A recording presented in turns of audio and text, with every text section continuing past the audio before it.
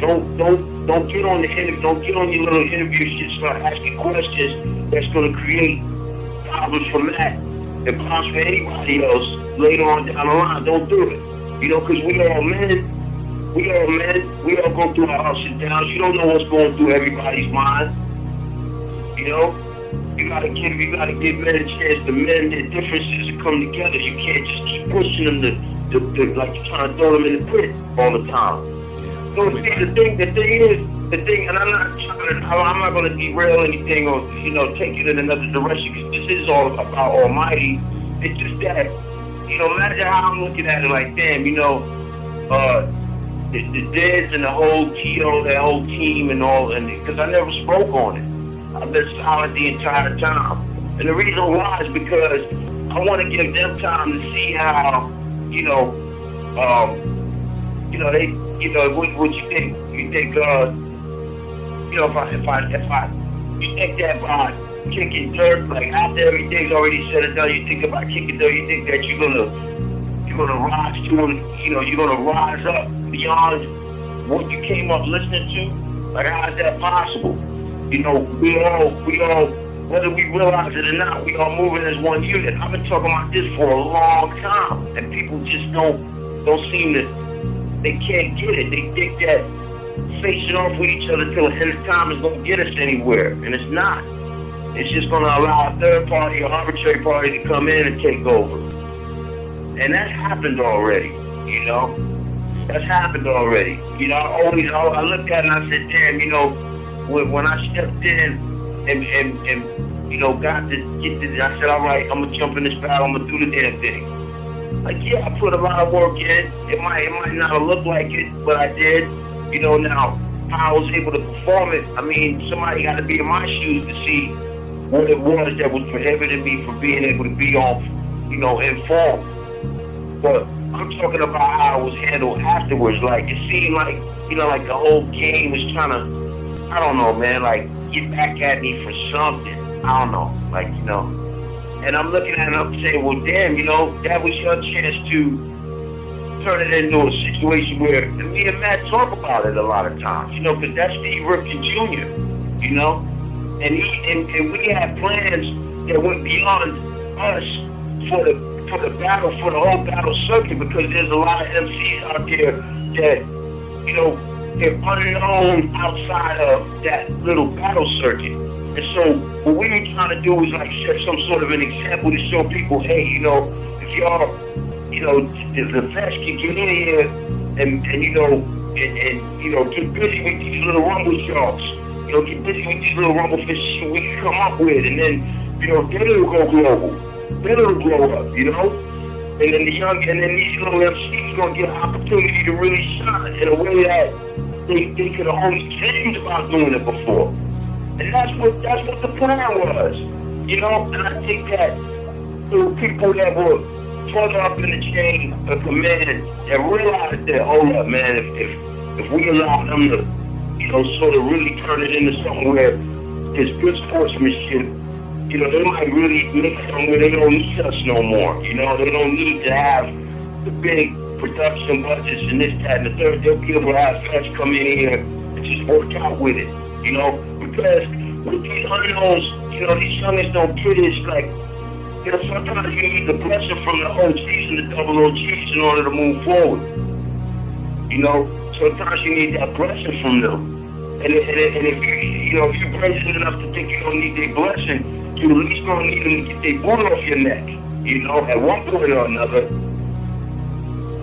So, yeah, I just leave it at that. But we had bigger plans after that, but it's like that team didn't seem like they wanted it to, they thought maybe that they were gonna take it from there and be, I don't know, like, aftermath and sell 20 million records. I don't know what they was thinking.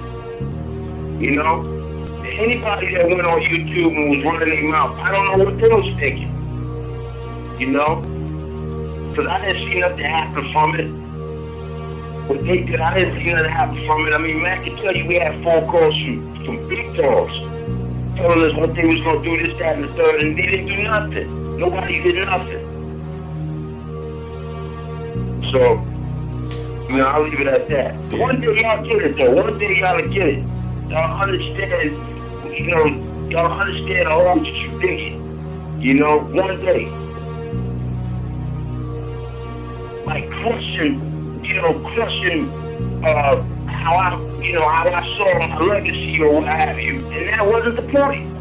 That was the point. That was already on the table. I already put that on the table by agreeing to it and stepping into it. I already put that on the table. But what I want to know is, as opposed to people looking at what I did, what did the rest of the game do in order to advance like the art form is what I'm asking. Where are the rest of the warriors? And I'm not calling them out, but if the mob can get on the track and run his mouth about the game, then I can't say what the fuck I want to say, He called them out too. He said, hey man, y'all need to step it up. Y'all need to do this, that, and the third. Whoop-de-whoop. I'm the king of New York. Woof, woof, woof. That's right, bro. And it seems like when artists come out and they start talking like that, people don't want to hear it. Everybody sidestep it, try to step over it, and don't realize that that's the crux of your victory right there. Each one, teach one. I got excited. Nino said it. Nino echoed what I said. We was excited, man. When when somebody said, hey, yo, G-Rap, something like that, on the track, and he sent me the track, and I get to hear his vocals, it made me feel like a kid again, man. It made me feel like I'm in my teens. When you get the little feelings, you get the little energies and stuff like that, it's rare. You get the little burst of energy, it's rare, because you feel like, yo, man, shit, 89, I feel like it was 89, 91, 92. Those youngers will never get a chance to experience that kind of energy. Their energy is different. And they rebuilding it, I guess they rebuilding like the tower in their own way. Just get an artist some wiggle room, give them some wiggle room to have their differences. And, we all still love each other, man. It ain't nothing, nobody lose no sleep over that stuff for real. That ain't nothing to lose sleep over, man. The world is a complicated place, especially now. And y'all see it all around you. Everybody fighting, all the different parties and groups and sects are all fragmented. All the different sections of society and sectors, they're all fragmented, fighting they at each other's throats. And so, we should try to take a little different route. See, that don't get you nowhere. All that gets stalemate and shut down. Well, that record, as people, as you know, or maybe you don't, but I've been saying it for quite some time, that's my last record. So, that's got more substance on it than I've had on any of my records. And, when I released that album, that's it. That's all she wrote. And so, I'm not rushing it because of, just every time I complete a different batch, there's always somewhere else that I could go with it, and then I explore those chambers and come out with something that I'm pleased with, and then something else, another Pandora's box open up. So I jumped to that one, different types of, just different things that you can do sonically with the sounds and the mixes and stuff, and that's it, man. That's my last record. And in the meantime, I got other projects I'm working on, other artists like, Mom D's, the Crisis Music. I got another record with M80 that I'm doing. And the JP Beats, got a record I'm paying out with them. Once again, like, that's what I want. I want you to know it's not the way that I'm writing now and what I'm doing, it's not so much me no more, my experience. Because my life is really, it's just regimented and normal. There's a lot of normalcy, in my life. I'm not struggling to get out of the artist phase no more. I am completely out of the artist phase, of my life. I'm not really, I be on the plantation, every day. Get it in, music is a hobby, it's a recreational thing. It does not pay these bills. You understand what I'm saying to you? And so, and for years it wasn't like that. I mean, for years it wasn't like that, man. I was touring and doing things and on the road, but I was getting it in, man. Different things, and all that's changed. And so now when I sit down and I pen these rhymes, I'm speaking more like how I was with Rip the Jacket too, just, you know, from an extroverted position, just speaking about, you know, things, having so the opinions are not opinions of my own, they're more so like a collective opinion. And so I enjoy writing that way. You know, because then it's not really something that, you know, things don't really pan out how you're visualizing it. It's not because you didn't see it that way, it's because the world changed. And, you know, that's what makes it historic to me anyway.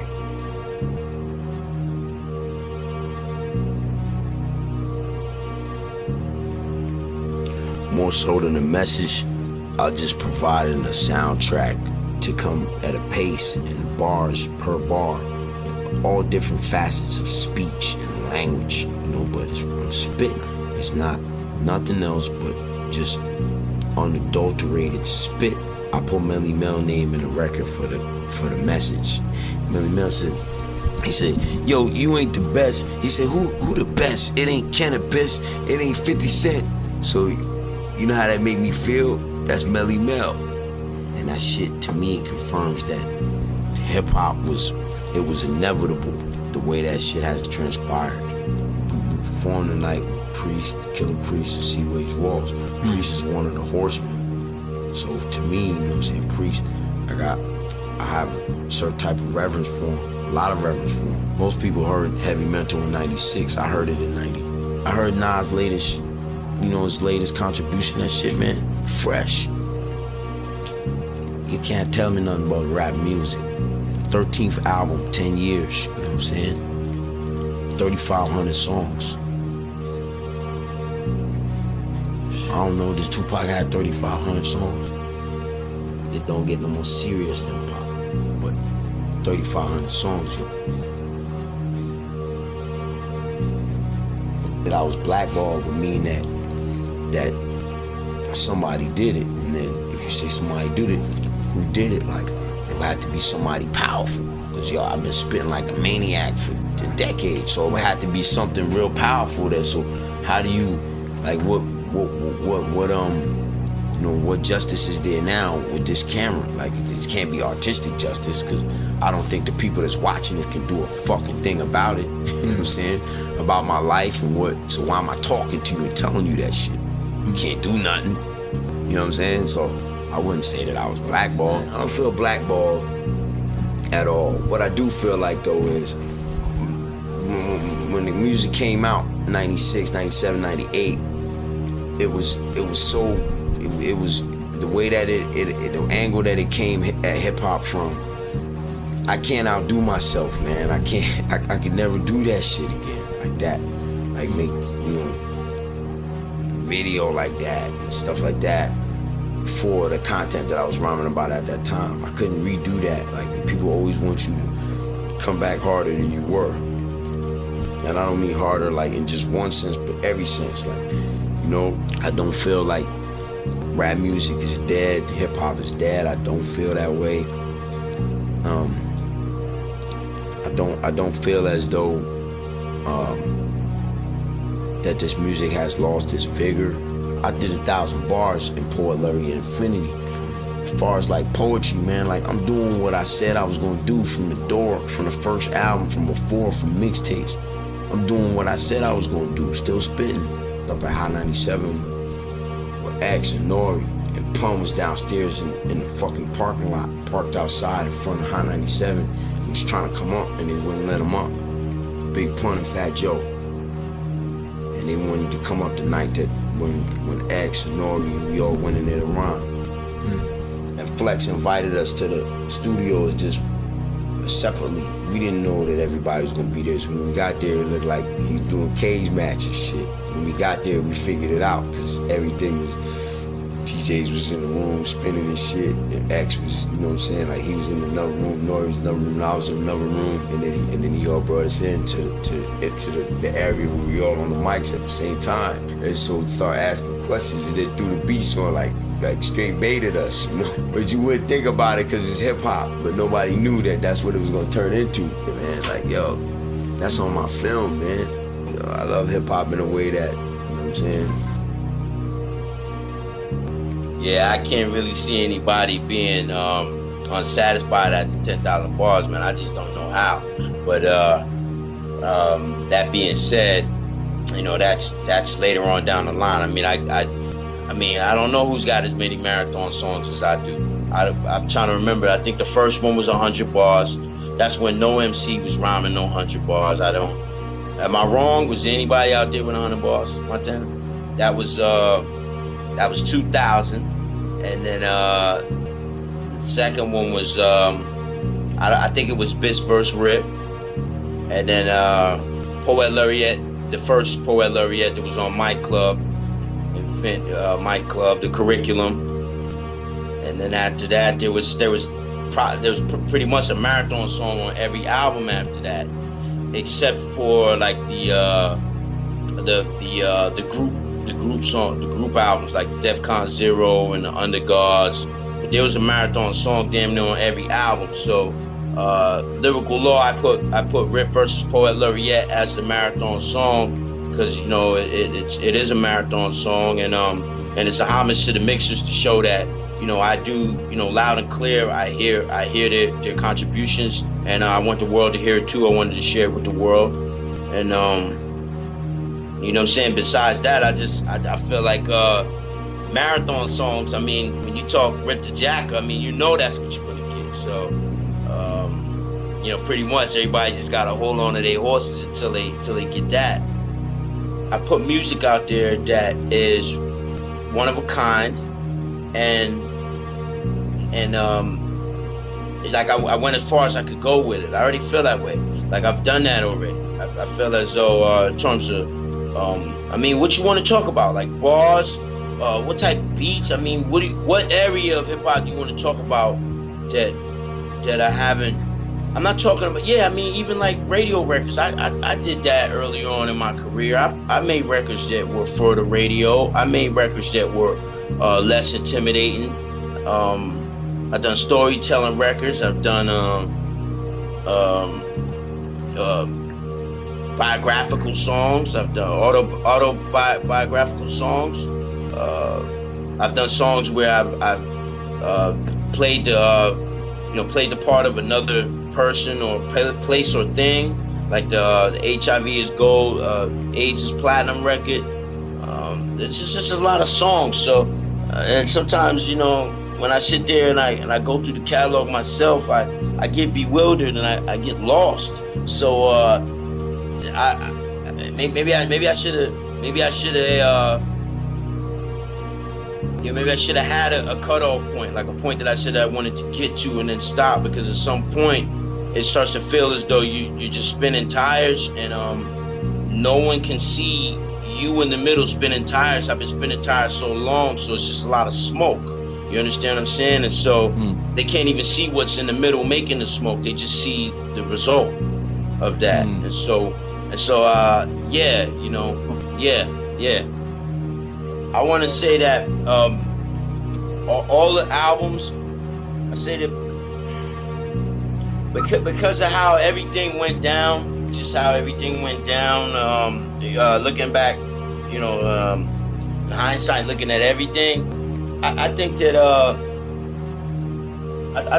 that Lyrical Law pretty much showed most of, if not all of the team, like all of the.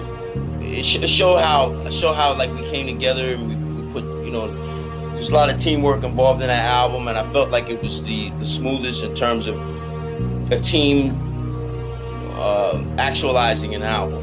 Like you know, there were other albums that were done, but they weren't done as smoothly. And so I think my favorite is Lyrical Law, because it's been such a long time, like you know, from the very first record that we ever released until this one, and to still be going strong on this one, I feel it's an honest and positive testament to the catalog, and you know, and then of course, like the Poet Laureate Infinity, like just with all those mixes. I mean, that's one of my favorite albums, if you will, because it's definitely got more than a dozen albums worth of material when you line up all the mixes and play them back to back. So that's one of my favorite because of the teamwork that was required to make those records, make those songs, and then of course Lyrical Law because it's a good capstone. It's a good capstone to put on that Delta, man. The features from the artist, the production's dope. The rhymes, like Montana, I'm glad you like those rhymes. I mean, it makes me feel good to hear that you saying it was some of the best rhymes. Well, that's good then. So I say that was my favorite thing.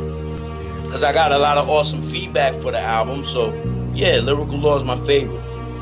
Well, I tried earlier, like the earliest I tried it was them, right? That was the earliest that I tried to or that I did. That's the earliest that I attempted to, make an album with like-minded artists with my Airlights. I went on to do the same thing with We Cannot Bust. There were artists on there that you heard for the first time that after that they sort of, they got their own situations. And then I did the same thing with 2000 BC. I had artists on there. They went on to bigger and better things, do their own thing. Same thing with C2I with Stories. Same thing with Mike Club the Curriculum. Well, I think Mike Club the Curriculum, I just had G-Rap on there, so I started to go back to pick up artists that I wanted to work with. And then and that's another thing, man. Like I wanted to bring in like the idea that I want to say thank you to all the artists that I've worked with in the past, particularly like the double OG artists, like from the golden era of hip hop, like the G-Raps, the Rakims, the Craig G's, those artists, man. I just I really appreciate the time that they took out to work with me, and I'm glad that I was able to like have a good relationship with them when I did the record with them, because I know that if that's the only memory they got, then it's got to be a good memory, and so of me, that is, and so I just say thanks to them, and I want to thank everybody that went out and tried to find Lyrical Law, because I know it was a tedious thing, and by the way, all of the packages have been, they'll be mailed out tomorrow. Like there was roughly 600 orders, and so the 550 went out already, have been mailed, and another 50 orders will be mailed between now and tomorrow. And so so everybody out there that's like waiting on their Lyrical Law package, it should be to you either this week or for the overseas, because half of the orders were from overseas. And so I want to big up the international community for that. So check with your, I don't know how y'all get your records through customs. Sometimes I think it stays there, sometimes 2-3 weeks. I've heard it stays up to 3 weeks in customs. I know people from the UK have been getting their packages now. So pretty much it's like if there's any unique problems, please contact the administrator at Canibus Catalog. Otherwise, just sit tight. Like your package should be to you within the week. Absolutely. Just like there's, I always say it, man. Like without them, there would be no me. Like there would be no Canibus without those artists, those golden era artists. And so, I remember one time I was trying to get Dougie Fresh on the intro for Whom the Beat Tolls. So it's just that has given me partial completion to work with those artists, those pioneer MCs, and then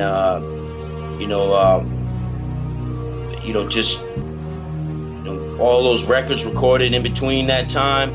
It's given me also partial completion, and I'm really just looking for maybe one or two more goals, and that's it. After that, I pretty much, as far as like rap music, until the templates of rap start to change, hip hop music worldwide, like rap music, until the templates start to change. Like now, I'm wondering if rap is sort of like a oil well that's been tapped for all of its all of its oil. Like all of the black gold is damn near gone, and so it's like people are just thinking up new things to do and then attach the word rap to it, attach hip hop to it, and I don't really know if I just like what is a rapper gonna look like in 10 years or 20 years? I mean, who knows? You know, I know that 20 years ago, hip hop looked how, you know, I thought that hip hop was gonna look like that forever, and I was wrong. And hip hop changed, and the look of it changed, the feel of it changed, the consumers changed, the bootleggers changed. I mean, it's a whole different animal now, and so I don't really want to be. You know, I think about those golden era artists when I sort of come to a precipice about what I want to do, and I like how some of them, you know, just they keep making their music, but they don't really wear that. They don't wear the uniform anymore, and so that's what I'd like to do. I like to participate, you know, without wearing a uniform every day. And then also, insofar as like the question you asked about the new talent, like putting those artists out, I do remember putting new artists on almost every album that I put out. As far as signing them artists, I never signed any of them or never tried to put any of them under contract or any paperwork because, you know, because of the things that I deal with in the rap industry or music in general. I didn't want any of them to have to go through that just because I was either the owner of the label or because I was like a partner in it. So that's why I kind of had hands off with those things, because, you know, everybody should have a good clean shot their first time. And yeah, you know, I the newer artists that I work with, I do my best to make sure that they have that. Like, you know, we rock together, they showcase their talent, their skills, and then you know, somebody comes around the corner to scoop them up, you know what I mean? And they do well, you know? I remember Jern was putting out some mixtapes before. If you remember correctly, like 2000 BC came out. After that, I got off of Universal. And then I went west, I went to LA, and Jern stayed with Universal, and then or Motown, one or the other, I can't remember exactly. And you know, he made some albums. I mean, I talked to Jern when I was getting this RTJ2 shit popping earlier on in 09, and I remember doing a track with him that I did 2 tracks with him. I got one of them on Stash, and one of them is kind of like I put it on like a little mixtape thing, and it got a lot of good feedback. So I know Jern felt good about that. I felt good myself. But as you can see, like this album I got out right now, I got a song called "Fight with the Champ." That's you know, it's for Victor Ortiz and Mayweather, and you know, for that fight that'll be coming up in September. And I also got Pac-Man on that album. And for those of you who remember, Pac-Man was on the See True Hollywood Stories. I had Pac-Man on there with me, and so, you know, to work with Pac-Man in Classic Pac in 2001, and then to turn around and work with him again in 2011, I think that kind of shows that, you know, I don't fall out of contact with the artists that I work with unless it's just something that can't be accounted for. But in terms of just normal, natural communication and camaraderie, I keep it tight, run a tight ship on that side of things. And so all the artists that I've worked with in the past, you know, don't be surprised to see them just pop up on a feature here and there. I mean, that's how it's been for so many years. To 2010, like, so, you know, it's really just what do the people pick up? What do they see? And what do they pick up? I mean, what do they go to get, or what do they go look for?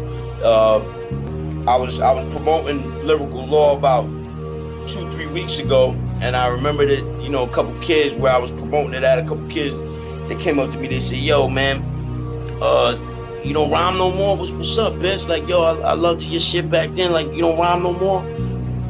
That was one question, and another question was like, "Yo, what happened with you know, when you gonna drop the next album?" So I know that these are from people who don't even check.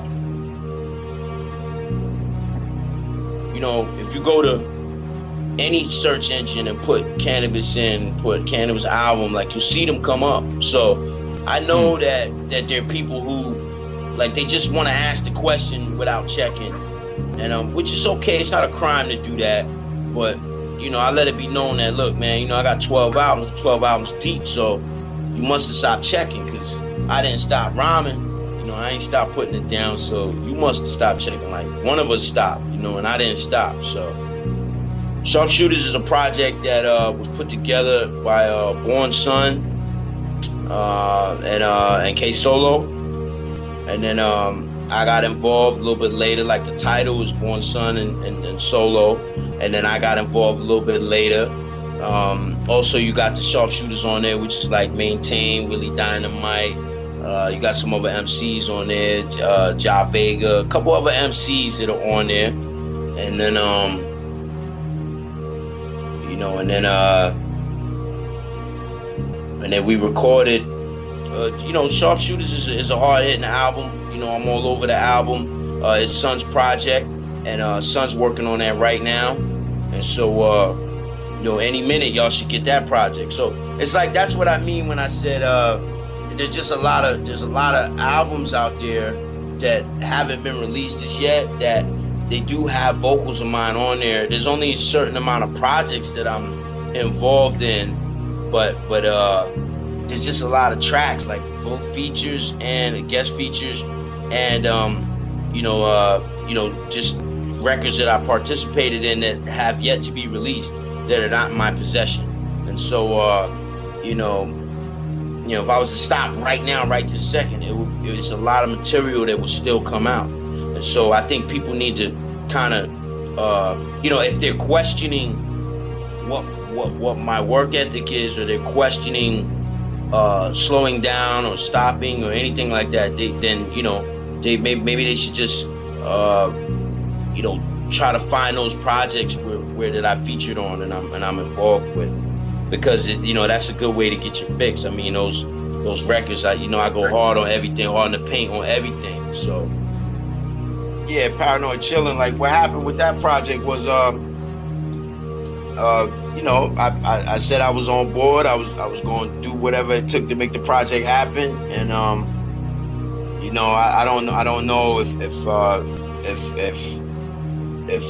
you know, people involved with the project was waiting for me to vocal every track first or whatever. I don't know exactly what was on anybody's mind. I can't read people's minds, but you know, if I'd have gotten all of the tracks, I would have vocaled them. You understand what I'm saying? So I didn't get the tracks, and that, you know, that's really all I got to say about that. I don't know what else to say. Well, as far as that project, I've taken a back seat to that project, as you know, or maybe don't know. 2000, that was the first time that the Horsemen got together and put records together for people. And 2000, I put it on the Horsementality track on that 2000 BC album. And since that, we just been recording and putting records out. I know that there was an album released. It was sort of premature because all of the tracks weren't, it didn't have everything on there. It just had some joints that we did that we could have put together and you know, made a better package out of it. But nonetheless, it came out, and then we started recording again to get a new Horseman album out. So I've taken a back seat with that project, mainly because I got other projects that I'm doing, and I'm not required to you know, I don't have all the connections that these other guys got. Like these all the other Horsemen, they can, you know, they can get MCs on the phone, they can get production, they can get all of these things at the snap of a finger, and you know, Raz really is like he's the captain of the ship with the Horsemen right now, as far as I know. So you know, we you know, whenever I hear something, I respond, I get it popping. You know, Raz is the best person to ask as far as when is it coming out or when is it dropping. I put 6 verses to that album, to the Horseman album. I got 6 verses on that album. So you know, I don't know what order it's gonna be in, how it's gonna be done, but I got 6 verses on that album. Well, I really wanted to you know, I'm thankful for how everything is gone up to this point. And like I said, if you had to ask me what's my favorite album, like right now, you know, Lyrical Law is my favorite album, and it might be for some time, just considering just all the guests that's on there and how everybody was just going for broke. Everybody was rhyming, you know, like there was no tomorrow on that project. So,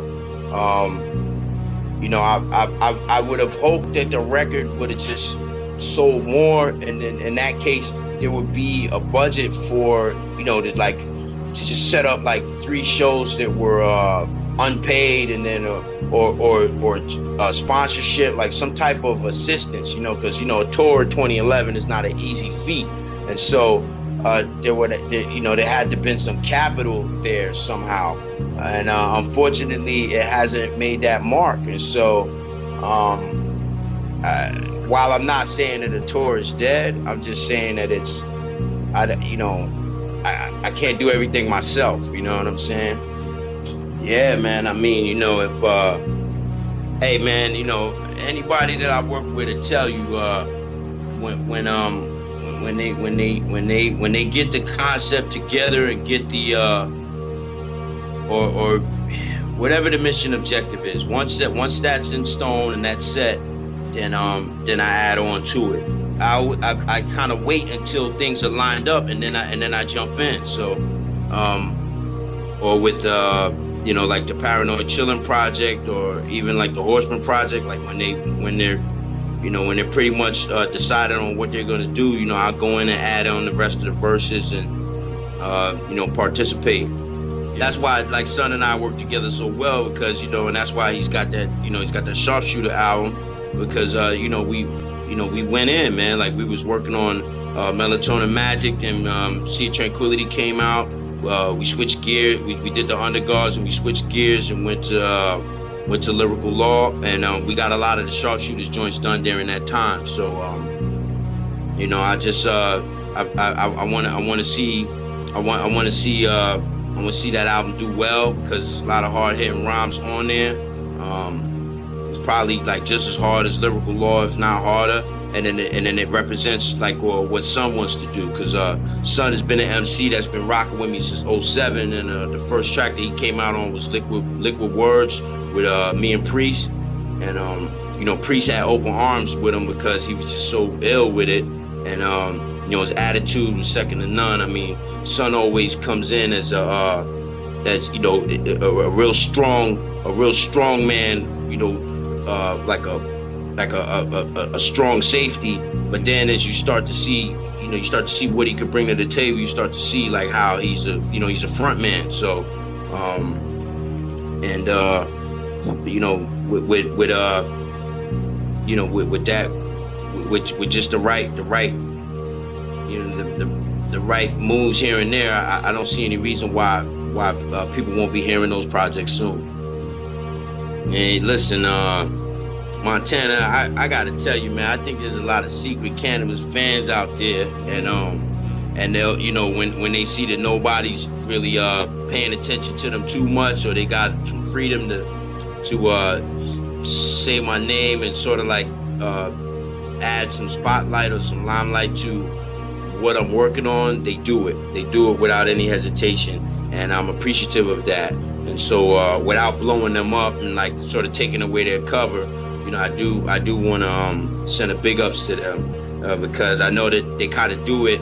They do it at their behest, like possibly to their detriment. Like, you know, who knows what type of trouble they'll get in if they either play my music or they write a great review for the album. I mean, who knows, you know? Because a lot of those things that we spoke about on the last interview, they still exist. They just they've been pushed to the back seat, or it's made some people just kind of like pack up shop and try to resist from like another angle.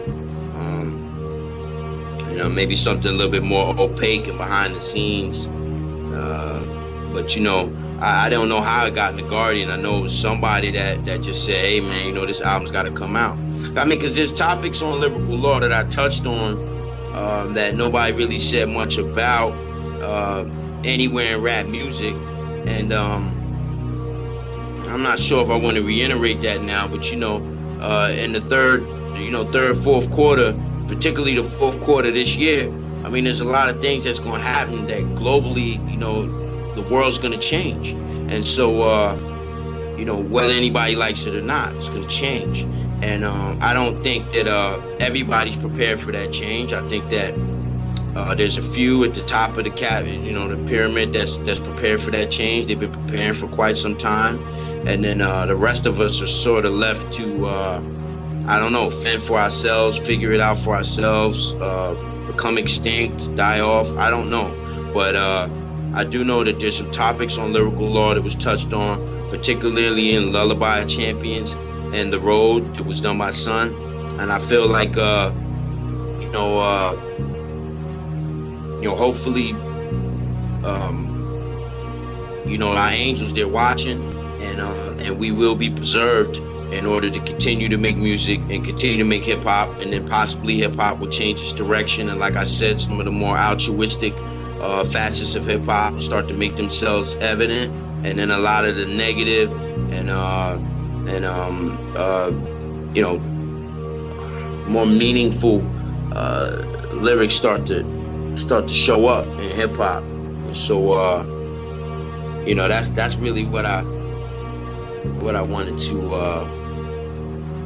I wanted to just lay some light to that. Like I said, man, I don't know, like you don't even really know what I'm talking about, do you? Like when I say like Lullaby Champions, like certain things that I'm talking about that no one's really the original Lullaby Champions, the beat was from a group. That track was taken from a group. I went on and did my research, and it's a group, like a huge group. So I didn't want to create any issues with like taking their production. So I omitted it from the album for that reason. I leaked it earlier. The earlier version was leaked because I loved the track and I loved the message. I felt like I added on to the track, and so, or just try to give it like a hip hop feel, and still, while yet still adding on to it. And so I left that track sort of to the listener to listen to it a cappella, and so maybe the words would sink in, hoping that the words would sink in a little bit more. I guess that remains to be seen, and we're just gonna keep it moving. And we got some other things that we're brewing that we're working on right now. And that's another thing. Like a lot of times these artists, I might be introduced to them as a fan of my music, but then over time I get to see what their abilities are, and it never ceases to amaze me how there's just so much, the talent pool in terms of not just music, but just graphics, drawing, even just some of the ideas conceptually that these artists come with, and their creativity is second to none. And it's a pleasure to work with them, and I hope to see them go on to do things like in the future that this is just the beginning. Like this is just a small stepping stone for them, and one day that they get on, they go on to do things that are so huge. It's like I'll sit back and really marvel at what's been done. With that being said, I also want to give a big ups to Conspiracy Worldwide Radio. Both you, Mr. Montana, and Menace, both of you have been two guiding lights for me this year. And I want to thank you both for that. And yo, man, I'm not gonna close the door on any of this. We're gonna keep it moving, and we're gonna make that hip hop that y'all love, and we're gonna try to break these barriers, break these boundaries.